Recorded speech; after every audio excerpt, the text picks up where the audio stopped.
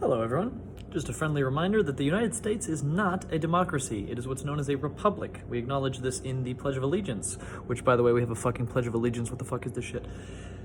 Under a direct democracy, we would not be dreading the elections because there wouldn't be any. All legislation would be done through polls. A direct democracy is one person, one vote. If you are a part of the society, you get to vote, instead of voting for people to make decisions and legislation for you, which is what a republic is.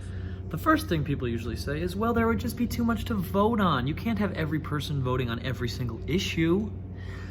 Well, under a direct democracy, rather than politicians, people would be submitting the legislation. So there would be a lot less legislation to legislate, because you wouldn't. How often do you go about your day thinking about a new law that you would want? Now, of course, if you're a business or part of the prison military industrial complex, you have a lot of laws that you want to legislate because you want to create situations to give yourself more money and more power. But in the everyday life, people just want to fix the roads, add a few things, and we'd probably be repealing a lot of things, to be honest. So there would be a lot less legislation, and of course you wouldn't have to vote on every issue. You would only have to vote on issues that pertain to you. If the issue doesn't pertain to you, then you probably wouldn't have to vote on it, so you wouldn't really have to worry about it. And, I mean, you could, but now that sounds like a waste of time now, doesn't it? The second thing most people say is, well, then we would have mob rule. The masses can't decide for themselves. It would be tyranny of the majority.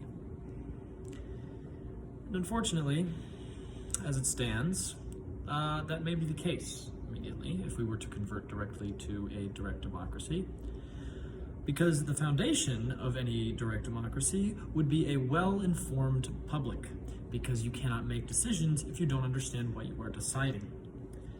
Under capitalism, the main objective is to create profit for owners of private industry.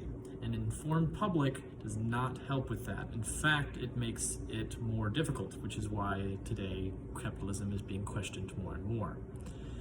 The news, as it stands in a republic, and in a capitalist republic especially, but in any real republic, is to convince you, not to inform you.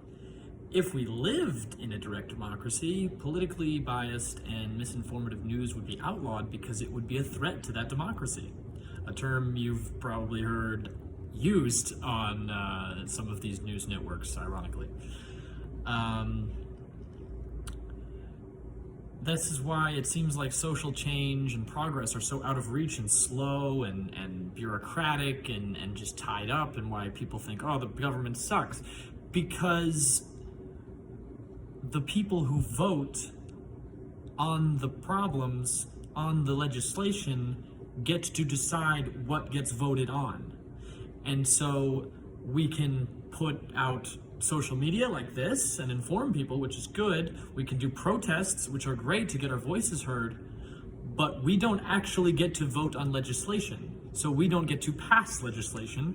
So we can put pressure on them, but that's about it. And this is why we will never achieve utopian socialism, libertarian communism, anarchism, anything that we want without at least some form of revolution. We can make changes now, but we have to change the system, because it is impossible to do it within, because they're not going to let that happen.